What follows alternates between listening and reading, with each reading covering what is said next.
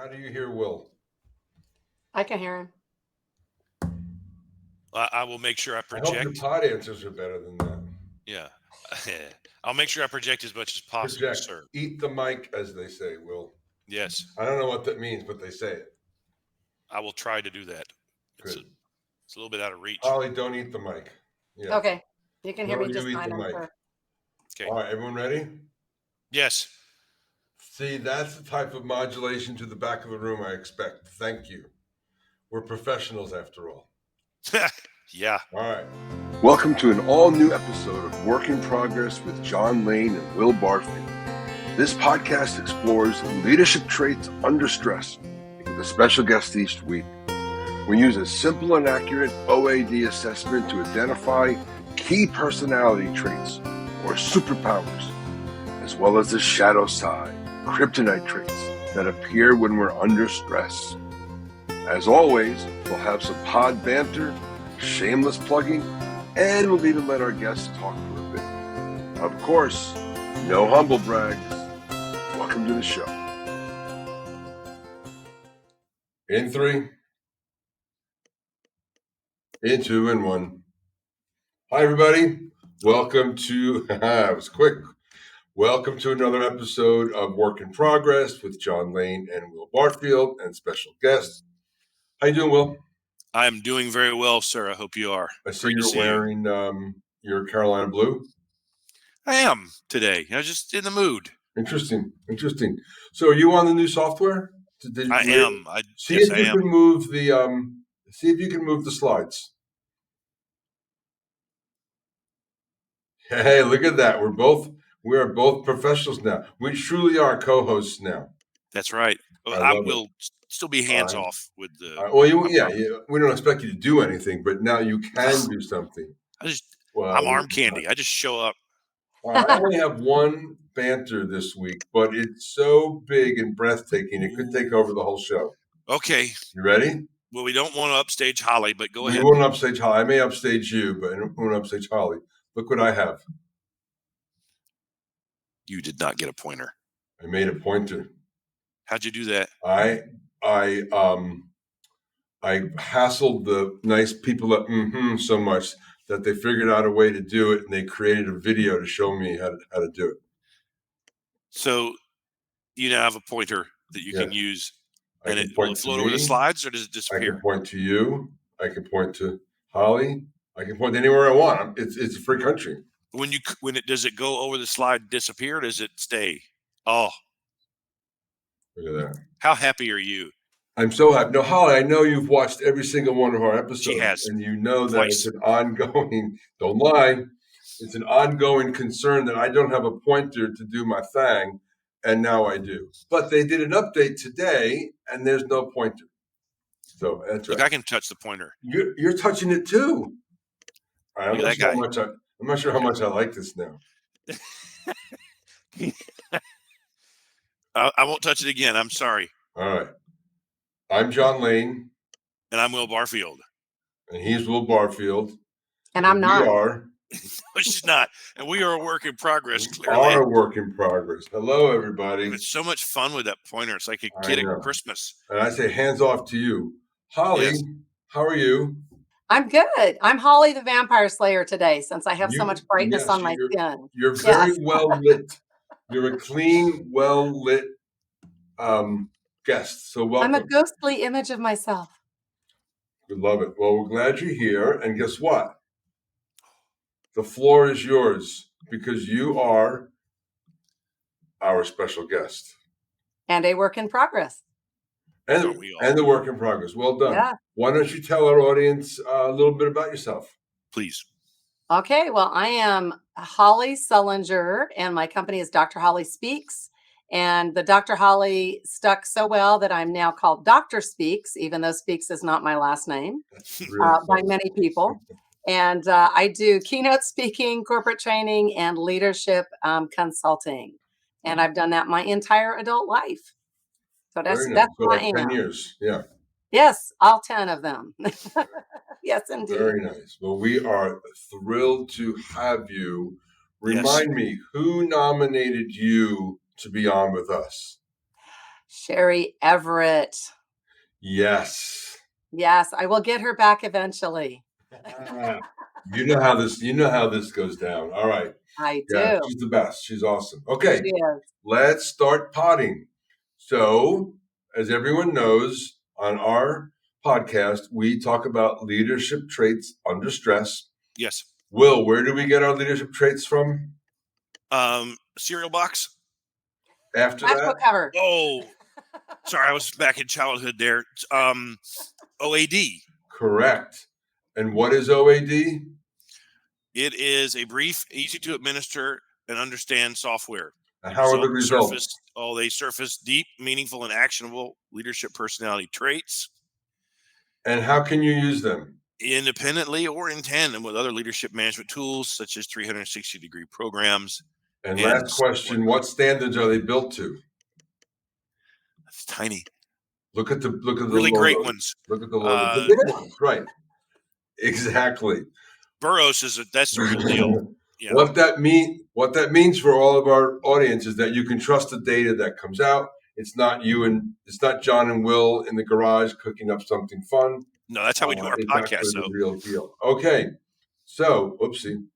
So let us get started. So what we always do when we get started is we break out the OAD leadership style matrix, and we show where Will and I are, and then where our guest is. Mm. So I am a socially oriented generalist in the builder quadrant and a negotiator. Will, you are a technically oriented generalist in the architect quadrant, and I'm a developer. Beautiful. And Holly, like many of our guests, I'm going to say half of our guests, is a socially oriented generalist in the builder quadrant. Yep. And Holly, do you remember, are you a builder? Or, I think you're an influencer. I believe that's correct, but it doesn't matter because I'm red and red is my color. Oh, I like it. Good. Okay. Will? Yes. Do your thing. I was right. Will. Influencer. Yeah. So, well, I take this berating from Holly. I will stay above the fray, and I will ask her, having taken the OAD assessment and have this incredible, successful career, how does it feel in one moment to be compressed down to a two-dimensional table? Very freeing. Best answer. That is a good answer. And that's an interesting spread there too, John. I can't wait to have you break down this profile. I know. Well, let's get into it because I can now point this out. So let's give the leadership matrix review first. So we always look at the relationship between A and D, assertiveness and detail orientation, as well as extroversion and detail orientation. A is greater than D, generalist. E is greater than D, social, upper right. And then what makes Holly's so interesting, as Will said, is the distance between the points of the relative traits indicate intensity. So when we look at these, there is a lot of space between A and D and E and D. So Holly is on the A side. She is very venturesome. She's open. She's good with risk. She's good with ambiguity. And she's a good delegator. If she doesn't have to do it, she'll get somebody else to do it. And then we look at her E versus her D. She's open, she's warm, she's optimistic, quick to trust, all those kind of nice words. And then when we go down here, well, why can't I get my thing to go? Here we go. We look at her P, and P is two interesting topics. One is comfortable with change, and the other is sense of urgency. So when the P is to the left of the A, this is the person who has a massive sense of urgency. Yesterday is always better than today to get something done. She's also very comfortable with change. Holly, what did we miss? Oh, I don't know. It sounds good already. There you go. Okay. Well, I appreciate that. And John, before we leave, yes, go. We don't get into this typically on the pod to that degree, but a very interesting the how high the EC and the emotional control and the creativity are. 9, 10. Yeah, that's way up there. The direct answer is that EC is a measure of decision-making process. A lower score is somebody who uses a lot of empathy and feeling in their decision. A higher score is somebody who is just more logic-minded. So a 9 out of 10 is pretty logic-minded. And creativity, welcome to the 10 Club, is is a measure of how much conventional thinking a person will use in coming up with a solution. A lower score means they'll go back and read the manual, watch the training video. A higher score means they'll try that. They'll try conventional thinking, but if it's not there, they're just going to go on their own and find out their own solution. So that's that. And then here's something we've never talked about on the pod before. OAD is not an intelligence assessment or test. However, when you have 9s and 10s together on the ECCR, that is almost always correlated with somebody of higher intelligence. Hold for applause. And I'm blonde. So you get them both. You get them both. I'm glad you made that joke, not Will. Will tried that joke on someone else. We got to cut it out. Oh, no, I love it. I love it. All right. Will, you ready to do your thing? Oh, yes. Why don't you try the pointer? Okay. So, Holly, look over here. This is the builder influencer. So anyone who lands in the upper right quadrant in the red and comes out as a builder influencer is going to get those generic strengths or superpowers. Of those there, we're just going to talk about one of them. Is there one that leaps out at you as really accurate, or you notice a lot about yourself, or that others have mentioned about you as something that's a strength? Well, the one that I've noticed about myself is driving. And I am the biggest driver of myself. Nobody has ever in my life needed to motivate me. I am completely self-motivated and always headed towards something. The thing that people Could be will a tell me, cliff, but you're heading towards yeah, it. oh yeah, Thelma and Louise all the way. Phew, Fred. But I'm driving, let me tell you. The thing that other people tell me all the time is the third one. They'll say, you are so incredibly optimistic. It doesn't matter what the building is falling around and you're looking for the silver line. Yeah. And it's true. Kryptonite. So when the pressure's on, stress goes up, things get hard, our superpowers invert. The things that we make us strong can become weaknesses. Of these items here that are on the generic readout again, is there one that stands up, the last one? No, number 4. Sorry, number 3. Sorry. Can be, blonde, right? Yeah. Can become too concerned. Something minus on that joke I know, before. like, whatever, Score. And I'm a that in a Bachelor of law Arts school thing, guy, that was so wrong, yeah. But it says can become too concerned with pleasing others, may overcommit at times. I am a people pleaser. I will go out of my way to try to make sure people are happy and getting along and feeling comfortable in their situation. Awesome. To your own detriment. To my own detriment. Absolutely to my own detriment. Oh, John, you added some art. No, Holly did this. Holly did this? She made her own art. Always driving, guys. Holly's driving. Someone's an overachiever. She's a coffee overachiever, definitely. John, I think you should keep that. And you can't see it, but there's a Holly TM in the bottom, so we'd have to pay her royalties. She would get a % of zero revenue, but still, right. When the podcast says no charge, there's no royalties. 100% of zero. Yeah, take it. Leadership superpowers, right? So you got the readout and results from John. You went through this. You picked out some things that you highlighted and went to the trouble to make some notes on. So let's dive in here a little bit. Comment for us about why you picked these things, and then I may ask a question or two before we move to the next slide. Sure. So I picked a couple of things that kind of fell into line with the things that you said were my strengths, if you will, or my characteristics on the positive. And when I speak to my leadership groups, I run leadership academies at various levels for various levels of leaders. One of the big aha moments for them is I ask them, and you guys use this term a little bit differently, but I ask them what their superpower is. Yeah. And I define their superpower as the one thing they know they're good at, they're confident that they can do, they're comfortable with. Other people come to them all the time for that one reason, and it's kind of their passion in life. They love it. Right. And so one of my things is I know I'm really good at helping others find and internalize new information. I'm really good at helping others become more relevant in their field and learn new tools. And so that I'm very confident about that. I mentioned before, I'm optimistic. From a work perspective, I'm optimistic about others.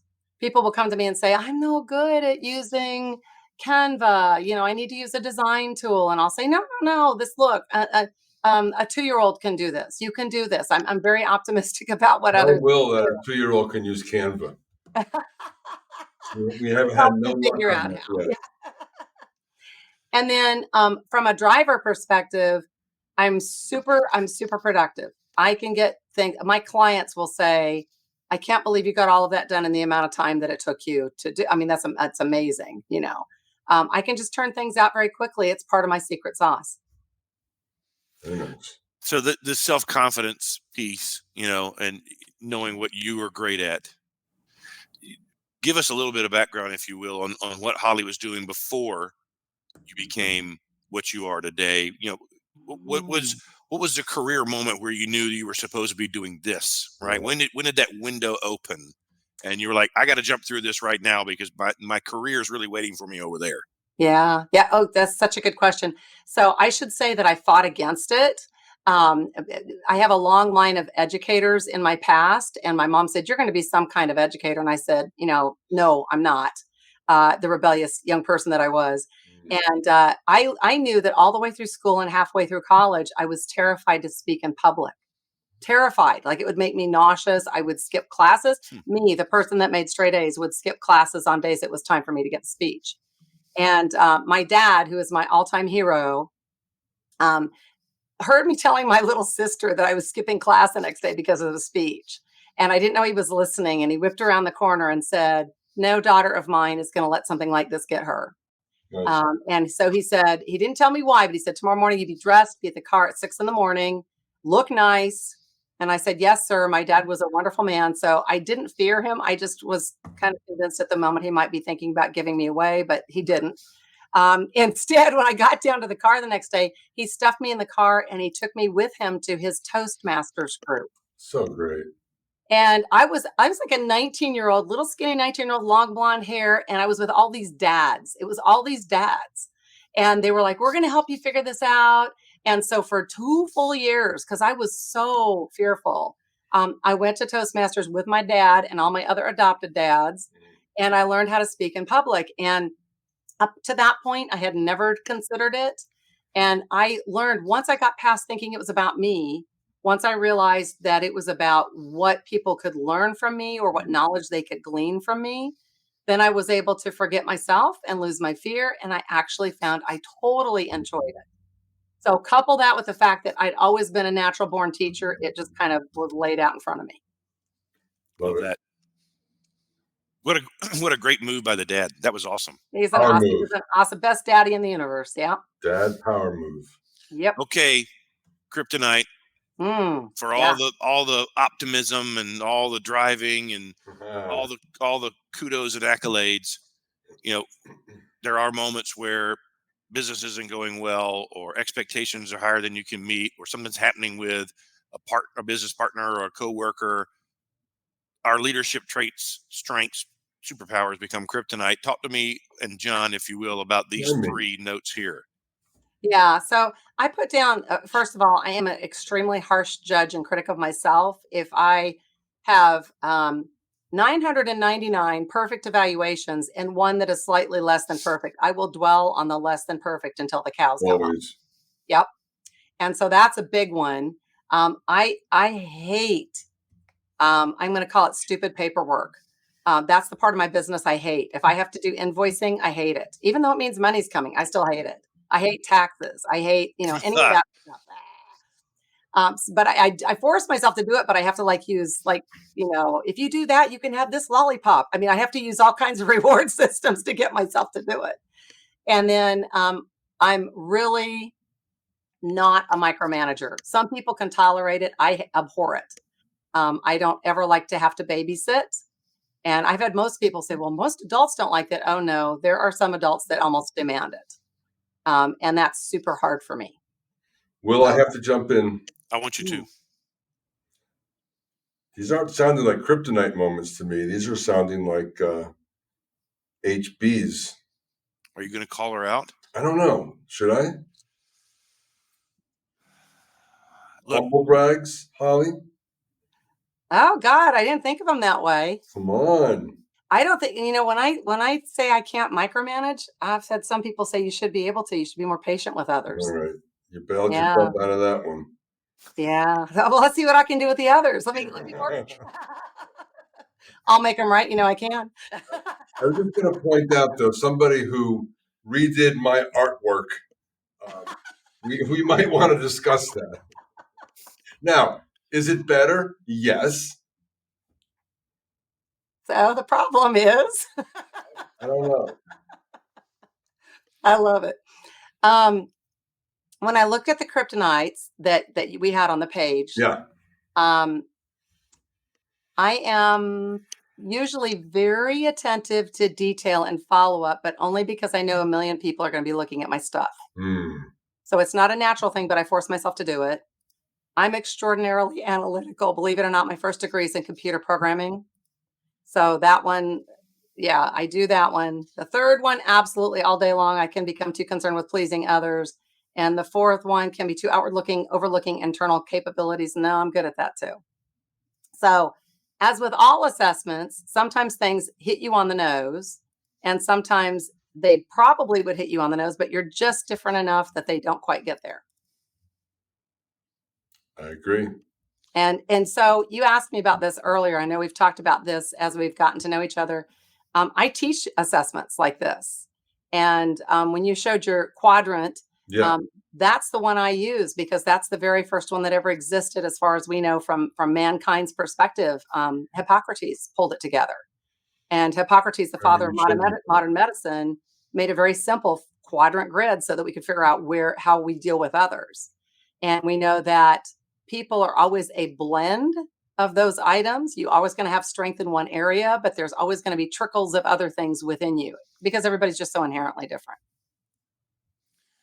John, on that grid, not the four thing, but on her readout, she's got that hook back D, and that's that detail orientation piece that she referenced there about, can you talk about that a little bit? Because we see that, quite often in these upper rights. Yeah, and I think that is what other upper reds, the D is trailing like this, trailing off like mine does. We call this a hook back. And the hook back to me means that something like if something's important to you, you're on the details. If it's not important to you, water under the bridge. It just flows by. You're not paying that much attention to it.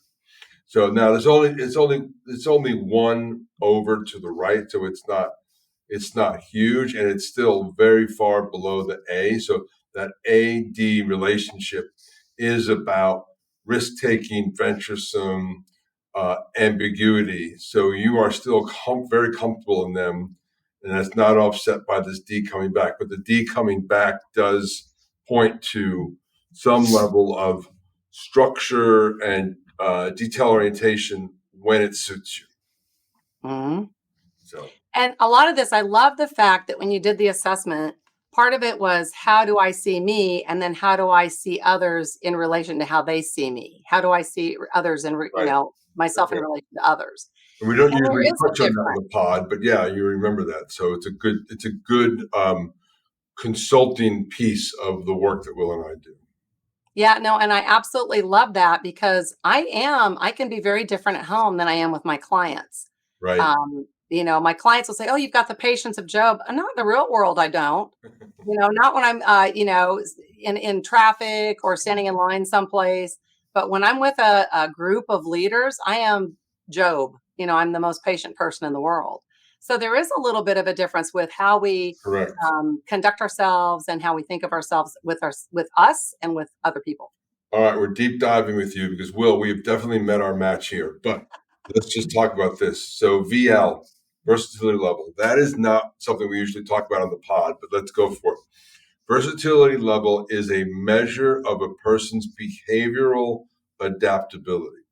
And it comes down to something like how easy and long can a person act outside of their behavioral traits compared to average. So 30 is average, 40 is high. So you're a 37. So what that means is you can act outside of this very specific, very impatient, very assertive person for longer than the average person can.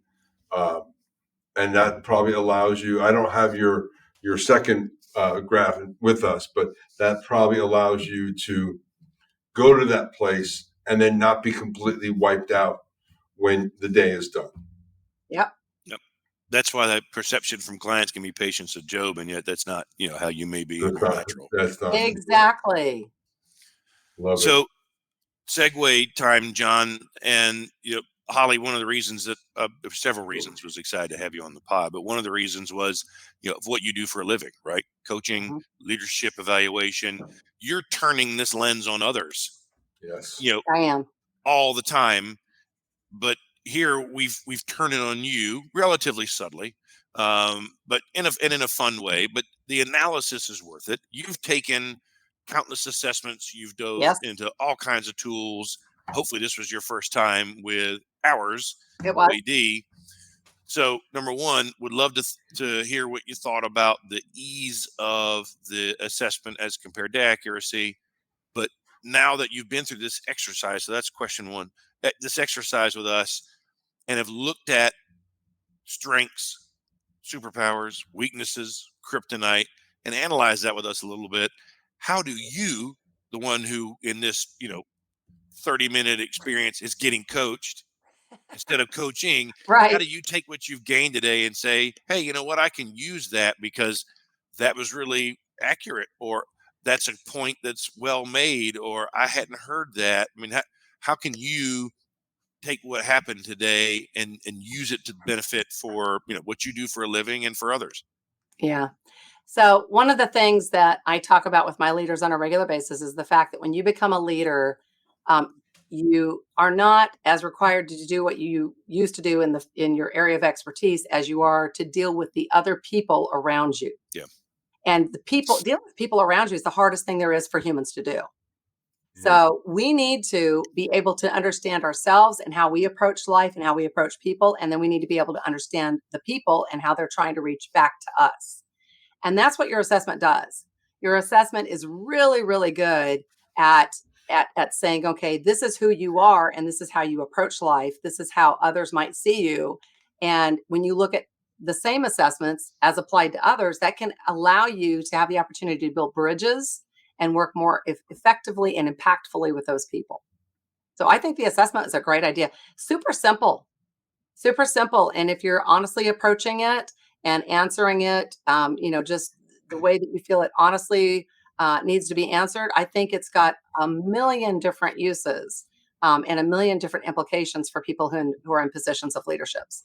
And did this uncover anything surprising in you, or did it really just kind of double click on some things that you already knew and that others have pointed out? And can you take the information gleaned from this and utilize it in some way to help you with what you do for a career and the way that you interact with clients and others? Oh, absolutely. Yeah, no. Because I've literally had I don't know how many personality and style assessments at this point, skills assessments, strength assessments. It really honestly kind of cemented things that I'd been told in other avenues. It was a lot easier to understand the interpretation, though. Yeah, Maybe that's because John is just such a always will. wordsmith, Mhm. right? Yeah, communicator. But but it definitely is something that I could see my leaders using to understand themselves. But a lot of people don't. I mean, when you do Myers-Briggs, there's so much information, it's overwhelming.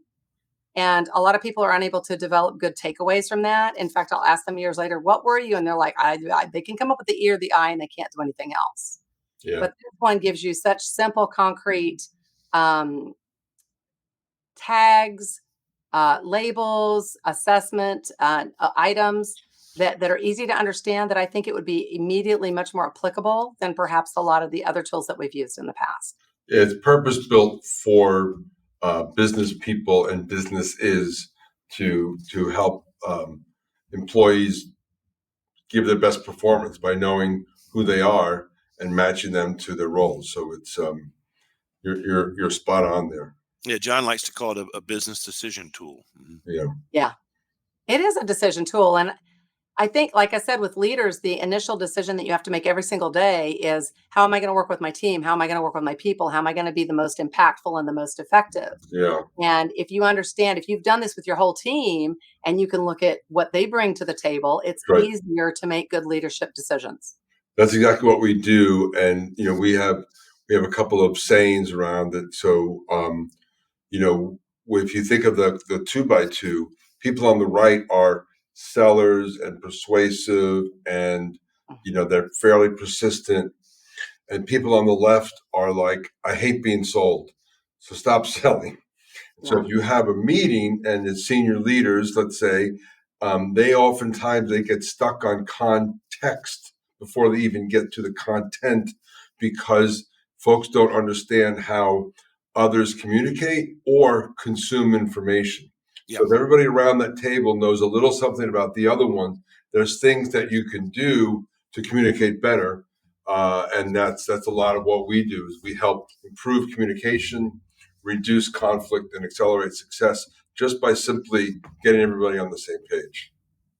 Yeah, there's always, whenever you're going to communicate and you want to do it well, the first step you should take is to know your audience. What are they expecting? How can they hear it best? What's their WIP-032 factor, the what's in it for me factor? Yeah. And this helps with that. If you know what their style is or their approach to life is, you can meet them where they live. Well said. And we'd like to meet someone else, Holly. So can you think of, in your network of connections or friends, local, otherwise, anywhere, someone that would come on the show, would enjoy this, find value in it, would be a leader that's also willing to be humble and vulnerable with us, that you think could benefit from And funny. and funny.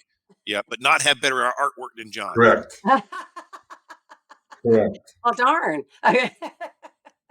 Yeah, no, I would love to nominate Michelle Owens. Ooh, good choice. Michelle is a friend of mine, and she has been in and out of the staffing arena. She's also an amazing trainer. Yeah. She's a phenomenal speaker, and I'm a huge critic of speakers, and she's just amazing. And she's funny as all get out. So I would love to hear her take on this. She is somewhat of an expert in the, especially the C-suite staffing realm. She is. And I think that she might find this tool to be a really good addition to her tool belt. And she loves avocado toast. Yes. I know that. And she's a Pisces. No, I'm kidding. I don't know. Holly, what a nice week. Thank you for a nice show, and we'll promote this over a week. So nice to see you again. Thank you for your artwork. Thank you for your time. Thank you for your thoughtful answers. I am John Lane. I'm Will Barfield, right? Yeah, why not? Yeah. And I'm Holly, and I thank you for your time. And this was fun, and it gave me a new tool that I can use with my leaders. Thank you. So join in as we end. We are a work in progress. Thanks. Thank you, Holly. Bye, everyone. Work in Progress is a podcast presentation of Slipshod Productions. Available on LinkedIn and YouTube. Executive produced and starring John Lane and Will Barfield. Talent booking, production, and editing by John Lane. Thanks for watching. See you next week.